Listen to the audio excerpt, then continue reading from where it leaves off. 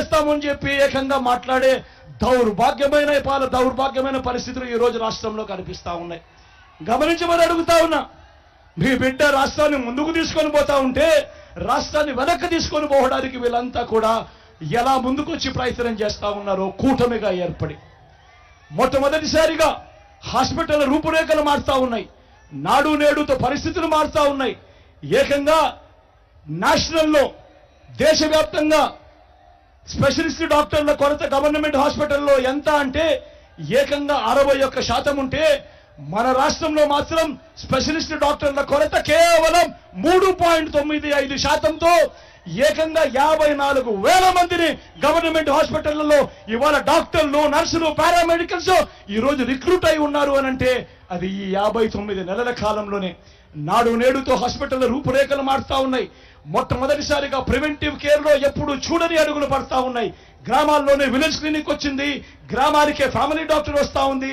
ఇంటిని జల్లడబడుతూ ఆరోగ్య సురక్ష ప్రతి పేదవాడికి అందుబాటులో ఉంది. మొట్టమొదటిసారిగా విస్తరించిన ఆరోగ్యశ్రీ ఏకంగా 25 లక్షల దాకా పేదవాడికి ఉచితంగా 3,300 ప్రొసీజర్లకు విస్తరించిన ఆరోగ్యశ్రీ కనబడుతుంది.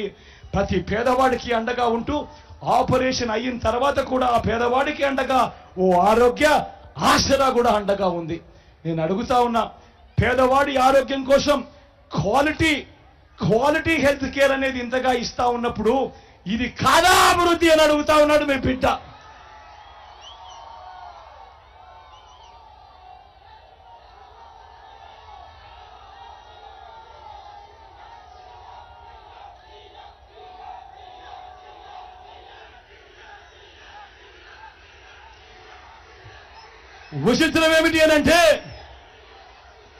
విచిత్రం ఏమిటి అనంటే ఇంతగా అభివృద్ధి బాటలో మనం కనిపిస్తా ఉంటే విచిత్రం ఏమిటనంటే నిన్న ప్రధాని మోడీ గారి సభలో చేసిన విమర్శలు చూస్తే నాకు ఒకటే అనిపించింది. రాజకీయాలలో ఇదే చంద్రబాబు, ఇదే దత్తపుత్రుడు, అటు మోడీ గారిని అప్పట్లో అటు మోడీ గారు ఇదే చంద్రబాబు గురించి గత ఎన్నికల ముందు ఏమన్నారో ఒక్కసారి గుర్తుకు తెచ్చుకోండి అని మిమ్మల్ని అందరినీ కూడా కోరుతా ఉన్నా. పోలవరాన్ని తన ఏటీఎంగా మార్చుకున్న చంద్రబాబు గురించి, వెన్నుపోట్లు పార్టీలు మార్చడం, తిట్టిన వారిని చంకనెక్కడం వంటి విద్యల్లో బాబు నిపుణుడు, అత్యంత అవినీతిపరుడని చెప్పిన నోటితోనే ఇదే మోడీ గారు మళ్ళీ చంద్రబాబును తమ ఎన్డీఏ గూటికి వచ్చాడు కాబట్టి ఇంతకంటే గొప్పవాడు లేడు అని చెప్పి ఇవాళ చెప్తా ఉన్నాడు అనంటే ఒక్కసారి ఆలోచన చేయమని అడుగుతా ఉన్నా. రాజకీయాలన్నది ఏ స్థాయికి దిగజారిపోయాయో ఒక్కసారి గమనించమని అడుగుతా ఉన్నా. అంటే వారితో ఉంటే ఒకలాగా, వారితో లేకపోతే మరోలా మాటలు మారుస్తా ఉన్నారు అనంటే నిజంగా రాజకీయాలు ఏ స్థాయికి దిగజారిపోయాయో ఒక్కసారి గమనించమని అడుగుతా ఉన్నా. నేను అడుగుతా ఉన్నా, ఇంతకీ బాబు, దత్తపుత్రుడు, మోడీ గారు కలిసి ఆడుతా ఉన్న ఈ 2024 డ్రామాలో రాష్ట్ర ప్రజలకు వీరి హామీ ఏమిటి అని అడుగుతా ఉన్నాను. ప్రత్యేక హోదా ఇస్తామని జట్టు కట్టారా అని అడుగుతా ఉన్నాను. పోనీ స్టీల్ ప్లాంట్ ప్రైవేట్ పరం చేయము అని జట్టు కట్టారా అని అడుగుతా ఉన్నాను. అందరూ ఆలోచించండి. ఆలోచన చేయమని అడుగుతా ఉన్నా. ప్రతి అన్నను ఆలోచన చేయమని అడుగుతా ఉన్నాను. ప్రతి అక్కను ఆలోచన చేయమని అడుగుతా ఉన్నా. మీ జగన్ ఆమోదం లేదు కాబట్టి స్టీల్ ప్లాంట్ ప్రైవేటీకరణ ఇంతవరకు కేంద్రం వెనకడుగు వేసింది.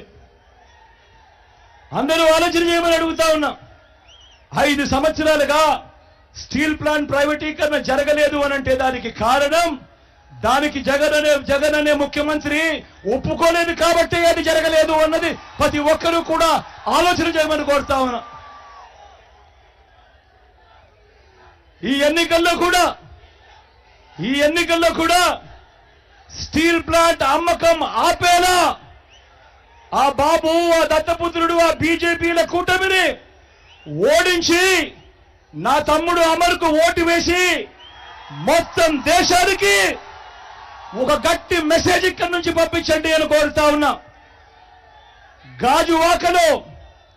గాజువాకలో మీరు పొరపాటున టీడీపీకి ఓటు వేయటము అని అంటే దాని అర్థం ప్రైవేటైజేషన్ చేస్తానంటున్న ఎన్డీఏకు ఓటు వేయడం అంటే స్టీల్ ప్లాంట్ అమ్మకానికి మీరే ఆమోదం తెలిపినట్టు అవుతుంది అన్నది ప్రతి ఒక్కరూ కూడా గుర్తుపెట్టుకోమని కోరుతా ఉన్నా.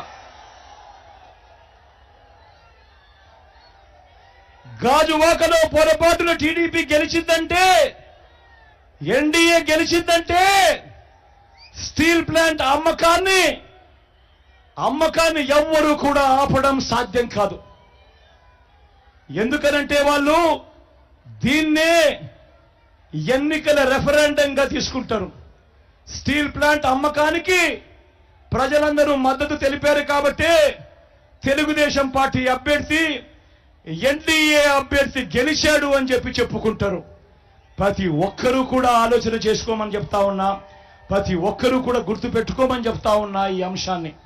దాని తర్వాత జగన్ ఆపడానికి ఎంత ప్రయత్నం చేసినా కూడా వాళ్ళ నోట్లో నుంచి వచ్చే ఒక బాట, నీకెందుకయ్యా బాధ, వాళ్ళకు లేని బాధ నీకెందుకయ్యా బాధ, వాళ్ళు ఎన్డీఏకు ఓటు వేశారు అనంటే, తెలుగుదేశం పార్టీకి ఓటు వేశారు అనంటే దాని అర్థం వాళ్ళంతా స్టీల్